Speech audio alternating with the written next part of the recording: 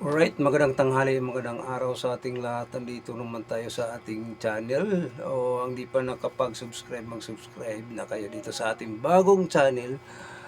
O para sa ating mga followers nung una, huwag kayong aalis. Dito na kayo sa ating bagong channel. Ang ating channel ay Daniel Liba YouTube channel PH. Alright, dito tayo. Ang bago nating channel. So ang pag-usapan natin guys, matatawa tayo, no?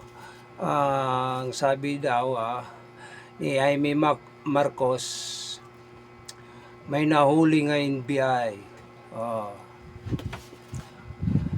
Kasi ang utos ni Marcos, hulihin si Bato.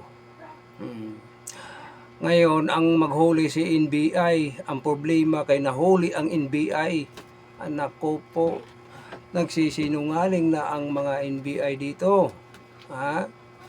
Ito si matibag nga NBI. Ang mga tao mo nahuli. Kasi may binalikan daw sa NBI nga nalaglag. So ang ating Philippine Marines ay nandoon pa, yun doon siya nahuhuli. So tinatanong siya kung sino ang nag-utos. Agi daw kay umamin mga kababayan. Ito fake news Ang nag-utos daw, sasabihin ko sa totoo, ang nag-utos, ang nagsabi si Marcos. Si Marcos. Iutosan ng NBI. Ngayon si Matibag, nabuking na sila. Nabubuking na ang mga NBI. Si Matibag, ang tinawag nilang Berdugo. Ay nako po Matibag, nakakahiya ka sa performance mo. Nakakahiya ka sa performance mo. May warrant, may ano pa kayo warning shot, paputok kayo. Ngayon gumanti yung Philippine Marines. Sige, putukan ngayon.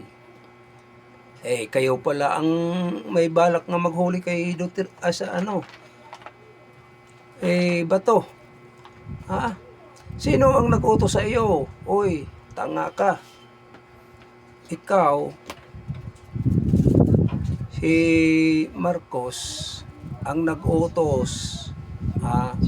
Baka sabihin dito ninyo nga fake news. Hindi ito fake news kung hindi totoo ito. Si Jaime Marcos ang nagsabi. Si Jaime Marcos ang nagsabi nga inuutosan ni Marcos na hulihin si Bato. Ay isurrender natin doon sa daig. Yun ang totoo pala. So maliwanag maliwanag sa mata pa sa kalabaw. Hanggang dito lang tayo. Maraming salamat.